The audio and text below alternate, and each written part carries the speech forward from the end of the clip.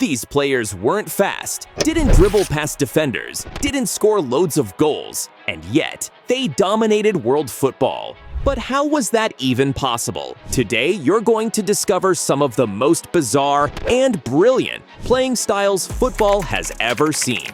Özil had to be on this list. He didn't stand out for his pace or his intensity. He didn't press, didn't track back, and looked like he was playing at his own tempo. Watching him stroll around the pitch, you'd think he just couldn't be bothered. But once the ball reached his feet, it was like time slowed down. In the 2010 World Cup against England, he was the brain behind Germany's 4-1 win. He didn't score, but it felt like he orchestrated every attacking move. On the fourth goal, he drives forward from midfield, draws two defenders, and plays a perfect through ball to close. That was the moment Real Madrid decided to sign Özil. It only took them 15 minutes of watching him play to make an offer. Few players in history have made that kind of instant impact, and it was worth it.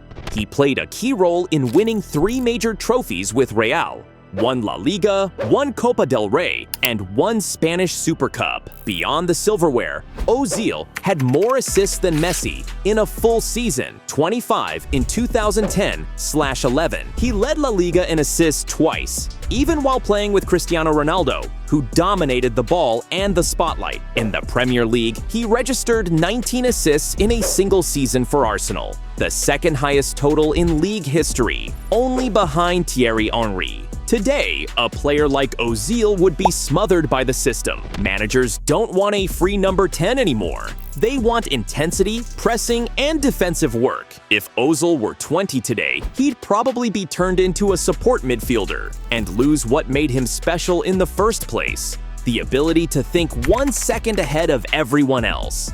Pirlo is another one who never needed pace to boss a game. His strengths were vision, timing, and that almost annoying calmness in his decision-making. He could be standing still in the center circle, but his mind was already 3 passes ahead. With Milan, he won 2 Champions League titles. At Juventus, he led a domestic dynasty with 4 straight Serie A titles, all while well into his 30s. And with Italy, he lifted the 2006 World Cup in Berlin. What's incredible? He did all of this without ever changing his style. Even against younger, faster, stronger opponents, Pirlo kept control. He floated across the pitch, and the game seemed to move at his pace. It wasn't just about the trophies. In 2012, 2013, and 2014, he was named Serie A's best player. While most players his age were winding down, Pirlo was leading Juventus to the Champions League final. Today, he'd be looked at with skepticism. Not intense enough. No high pressing, but anyone who watched him knows Pirlo made football look simple, even when the match was pure chaos. Berbatov always looked like he was late, on purpose. No urgency, no sweat, just control, elegance, and a technical touch that bordered on arrogant. He might be the most laid-back player football has ever seen, but don't be fooled. He wasn't all style and no substance. When the moment called for brilliance, he delivered. His most insane performance? Against Blackburn Rovers in 2010, when he scored 5 goals in a single Premier League match for Manchester United. And these weren't tap-ins, they were pure art. Scored with the composure of someone playing Sunday League with no pressure. He finished as United's top scorer, became a Tottenham legend, and is one of Bulgaria's greatest ever players. In fact, he's still their all-time top scorer, 49 goals. He was named Bulgarian Footballer of the Year 5 times according to UEFA. He left his mark at every club he played for, even if he never really looked like he belonged in the Premier League's physical grind. Today, Berbatov would probably be dismissed by analysts. He doesn't press, doesn't help defensively, lacks intensity, but those who saw him know Berbatov didn't need to run to dominate. He wasn't just different, he was special.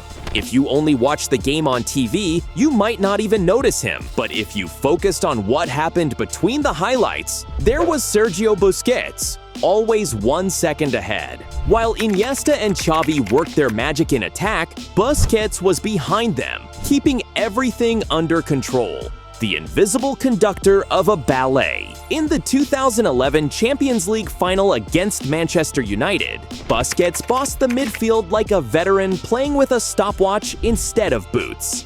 After the match, Sir Alex Ferguson said he had never seen his team be so outplayed. Much of that came down to the number 5, who never made headlines, but was always at the heart of the game. In 2021, already a veteran, he was named Best Player of the UEFA Nations League Finals. Even with less mobility, he completely dominated midfields filled with high-energy players. Gazzetta dello Sport called him a maestro. Nobody disagreed. He's one of the best players at resisting pressure football has ever seen. Not because he dribbled past it, not because he outran it, but because the pressure never even reached him. Ryan Giggs didn't have one career. He had 3 different ones, all at the same club. At 20, he was a lightning bolt. He had Mbappe's pace and Beckham-level crossing. He hugged the touchline, flew past defenders like they weren't there, and delivered inch-perfect balls into the box. In the 1999 FA Cup semi-final against Arsenal, he scored what might be the most iconic goal of his career. A run from midfield, dribbling through half the team, finishing like it was the last kick of his life. And United were a man down, but with time, Giggs evolved. His explosive pace gave way to elite game reading. He became a calm, technical number 10 with incredible vision. No more touchline sprints. Now he ran the attack from central positions. And even that wasn't his final form. In the late stages of his career, Giggs transformed into a complete box-to-box midfielder. He defended, dictated play, and still arrived in the box like a youngster, with the mind of a master. In the 2009 Manchester derby, he delivered 3 assists, including the decisive pass to Owen in the final minute. It wasn't just skill. It was pure experience showing up in a massive game. In the 2008 Champions League final against Chelsea, he came off the bench and helped stabilize the midfield until the penalty shootout. He scored the penalty that made him Manchester United's all-time appearance leader. A moment of history in a moment of pressure. Few players stay at the top for that long. Even fewer evolve into new roles with such natural grace. Let's talk about Beckham, a player whose role always sparked debate. In the 90s, he was seen as a winger, but the truth is, he never really played like one. Beckham didn't dribble past fullbacks. He didn't need to. He was a central midfielder pushed wide, and from that position, he delivered crosses with surgical precision. In the 1999 Champions League final, for example, he wasn't playing as an out-and-out winger. He was the right-sided midfielder in a classic 4-4-2, covering ground, driving the team, and delivering the final ball. What he lacked in raw pace, he made up for with stamina, spatial awareness, and unmatched work rate off the ball. He ran all game, and still had the touch to decide it. At Real Madrid, he had to drop even deeper because of Figo. He ended up playing as a kind of defensive midfielder with the passing vision of a deep-lying playmaker. And he was good at it. Very good. The same guy who once led the league in crossing became a regista, distributing from the back, dictating tempo like a modern quarterback. Today, he'd probably be called an inverted fullback or hybrid midfielder, but really, he was Trent Alexander-Arnold before Trent, or a less defensive but more precise version of Pavel Nedved. Beckham had real tactical influence. He won the Premier League 6 times, drove Sir Alex Ferguson's United, and in 1999 was arguably the best English player in the world, and deserved to be among the Ballon d'Or finalists. Yet somehow, many still only remember the free kicks. N'Golo Kanté is a glitch in the system. Small, slim, not the kind of physique that screams midfield destroyer. And yet, on the pitch, he felt omnipresent. Like he covered 2 or 3 positions at once. He wasn't the flashy playmaker with killer passes. He wasn't the tough tackling bully either. But he was the one holding the entire team together, with anticipation, spatial awareness, and recoveries in places no one else would even think to press. His greatest gift wasn't physical or technical, it was mental. Kanté understood the game on another level. He knew where to be before the play developed, and that more than flashy highlights is what defines an elite footballer. That's how he led Leicester, a team tipped for relegation, to one of the greatest miracles in Premier League history. And he didn't stop there.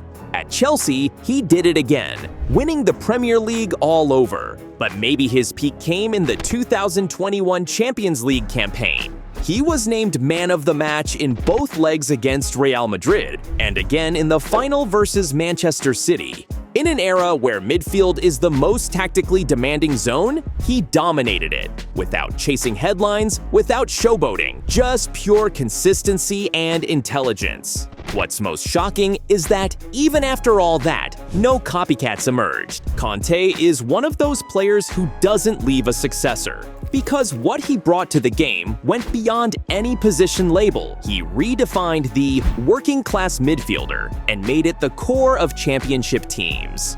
Thomas Müller is living proof that football doesn't need to be pretty to be brutally effective. While modern football evolved into compact systems, high pressing, and strict positional play, Müller kept doing whatever Müller does. A second striker in an era with no second strikers. A player who reads space instead of dominating the ball. A Raumdeuter, a term he created himself, which means interpreter of space. Not a dribbler, not a playmaker, just a player who sees gaps and exploits them. And that's where he moves.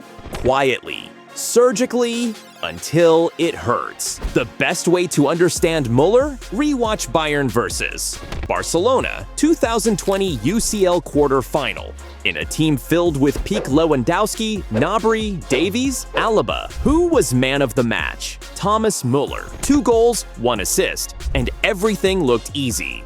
Amid the biggest European humiliation in Barcelona's history, Müller was the brain behind the chaos. He's the kind of player who doesn't stand out live, but on the replay, looks 2 steps ahead of everyone. And that wasn't a one-off. In 2014, against Brazil, he opened the scoring in the 7-1 and was the silent engine of that historic demolition. Müller never needed to dominate the ball. He dominated through positioning, awareness, and perfect timing. While others sprint, Müller jogs into the right spot. While others go for the obvious move, he chooses the unexpected. You don't copy Müller. There's no academy for Raumdeuters, because what he does can't be taught. It's instinct, intelligence, and a rare type of genius that doesn't make skills compilations, but decides the biggest games on earth. So yeah, none of these players were fast, flashy, or big goal scorers. Now I want to know, which one do you think was the most bizarre and the most brilliant? Let me know in the comments.